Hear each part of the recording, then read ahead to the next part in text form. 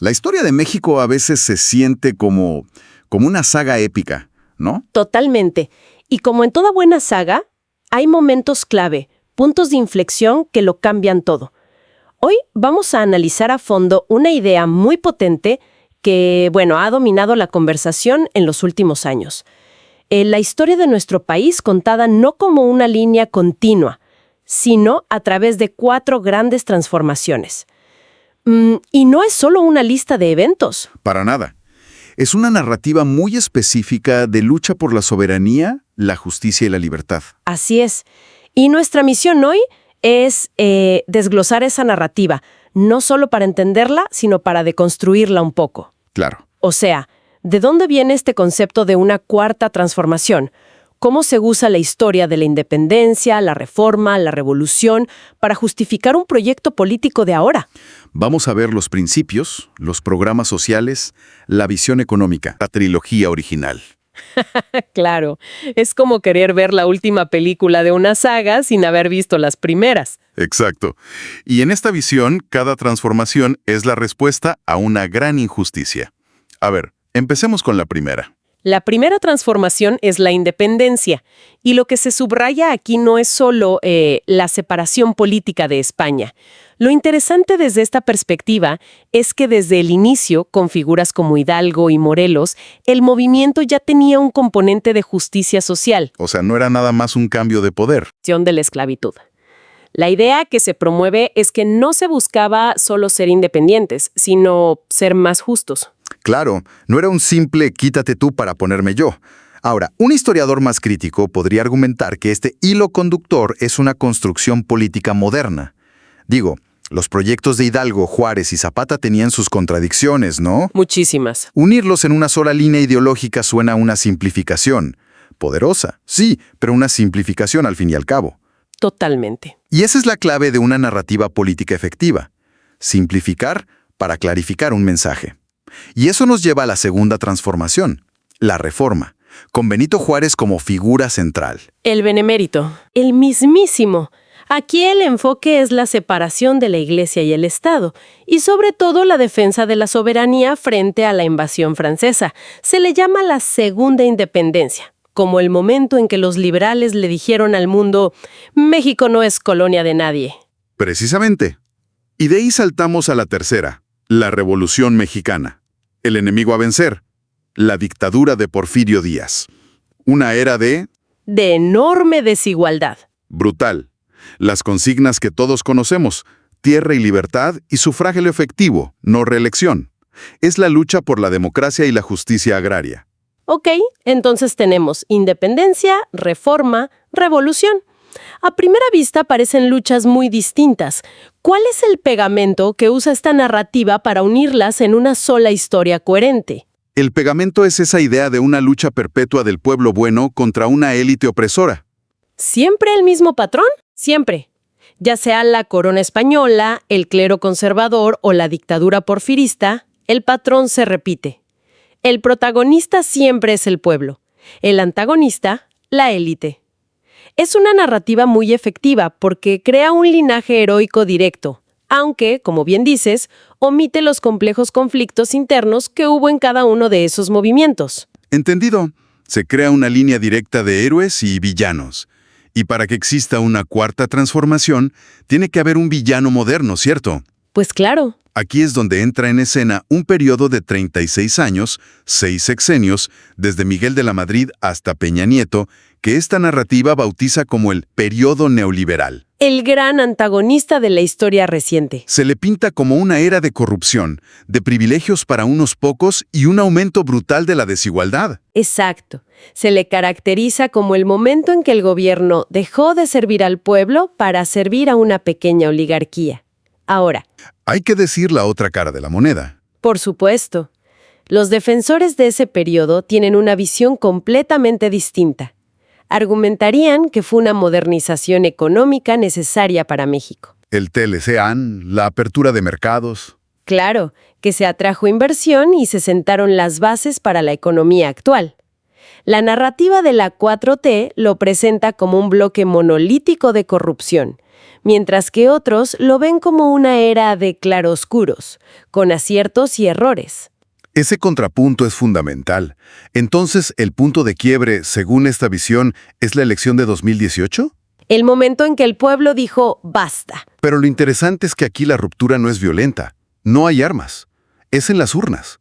¿Qué cambia para que la herramienta sea el voto y no el rifle? El argumento es que esta es una transformación de las conciencias, que después de años de lo que describen como fraudes electorales y compra de votos, pues la gente decidió que la vía democrática era el camino. Es una distinción clave que se hace.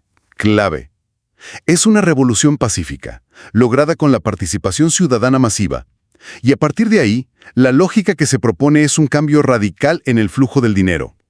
La frase que lo resume todo es: recurso que antes se robaban, ahora directo al pueblo. Un mensaje simple, directo y muy potente. Muy potente.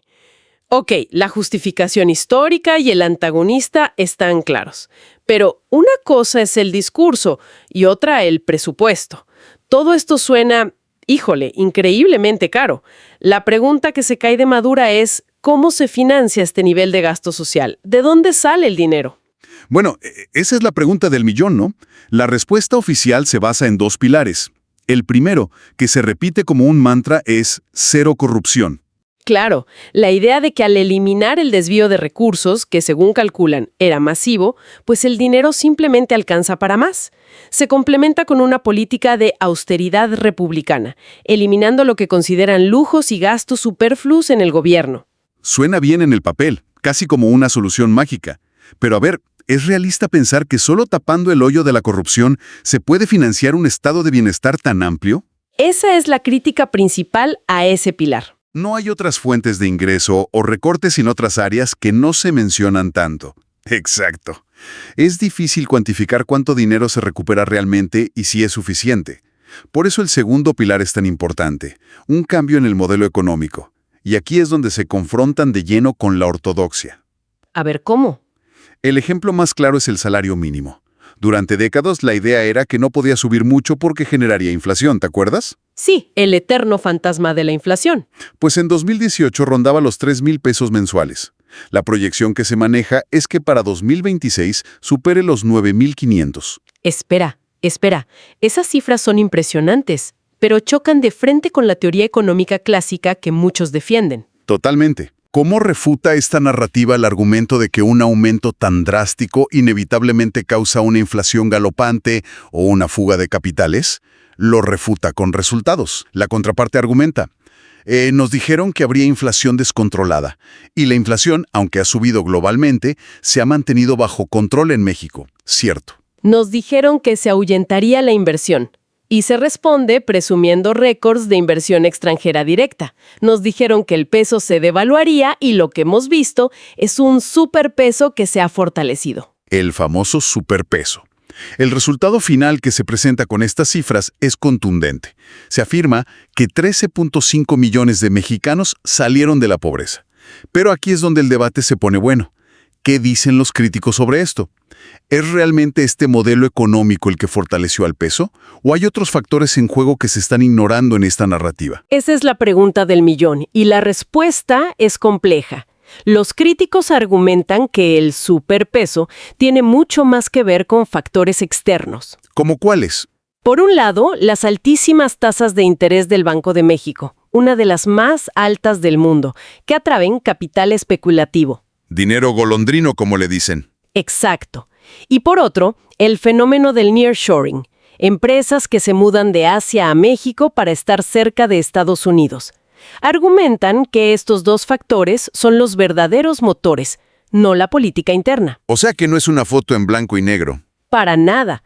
Además, señalan que si bien la pobreza monetaria se redujo, la pobreza multidimensional, que incluye el acceso a servicios de salud, por ejemplo, muestra un retroceso.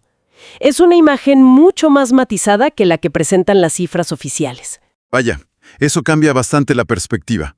Bueno, hablemos de a dónde se va ese dinero. Vamos a lo concreto, a los fierros, como dicen. ¿Cuáles son esos programas sociales que son la insignia de este proyecto? Se habla de programas que, aunque algunos ya existían, ahora se elevan a derecho constitucional. O sea que quitarlo sería mucho más difícil. Justo. El más conocido es la pensión para adultos mayores, que este año llega a 6,400 pesos bimestrales para todos a partir de los 65 años. También está el apoyo universal a personas con discapacidad y la beca Benito Juárez para todos los jóvenes de preparatoria pública. Y además de consolidar esos, se proponen cosas nuevas, ¿cierto? Sí, se plantean 3 nuevos programas clave. El primero, una pensión para mujeres de 60 a 64 años, un grupo que a menudo queda en un limbo laboral y de apoyos. Interesante. ¿El segundo? Una beca universal para todos los alumnos de secundaria. Y el tercero es un programa llamado Salud Casa por Casa, con enfermeras visitando a los adultos mayores. Eso suena muy ambicioso. ¿Lo es? Y aquí las fuentes mencionan un detalle con un toque de humor. Se cuenta que cuando se le pregunta al responsable del programa si las visitas realmente se están haciendo en todo el país, el hombre suda, reconociendo el enorme reto logístico que implica. Me imagino la presión. Es fácil anunciarlo, pero ejecutarlo a nivel nacional es otra historia. Ahora, más allá del dinero y los programas, hay una filosofía detrás. Se habla mucho de por el bien de todos, primero los pobres. ¿Es solo un eslogan o tiene implicaciones más profundas? Se presenta como la brújula del proyecto. La metáfora que se usa es la de regar un árbol. Antes, dicen, se regaba solo la copa, a las élites, esperando que goteara algo hacia abajo. La famosa teoría del derrame. Esa misma. La nueva lógica es regar desde abajo, desde las raíces, para que todo el árbol florezca. La idea es que si a los de abajo les va bien, consumen, mueven la economía y eso beneficia a todos. Tiene sentido como metáfora, pero ¿cuál es la crítica a este principio desde una perspectiva económica más liberal? La crítica fundamental es si esta estrategia fomenta la autosuficiencia o si a largo plazo crea una dependencia de los programas gubernamentales. Generando una base clientelar. Ese es el núcleo de la disputa ideológica. Se trata de empoderamiento o de control. Y junto a este principio van otros dos. No puede haber gobierno rico con pueblo pobre, que justifica la austeridad, y uno juarista, con el pueblo todo sin el pueblo nada, que se usa para impulsar ideas como que el pueblo elija directamente a los jueces y ministros de la Suprema Corte, ¿no? Justamente. Y dentro de toda esta estructura, parece que hay un enfoque muy específico en las mujeres, particularmente con esa nueva pensión de 60 a 64 años. ¿Por qué ese grupo en particular? Porque no se presenta como un simple apoyo económico. Se enmarca como un reconocimiento.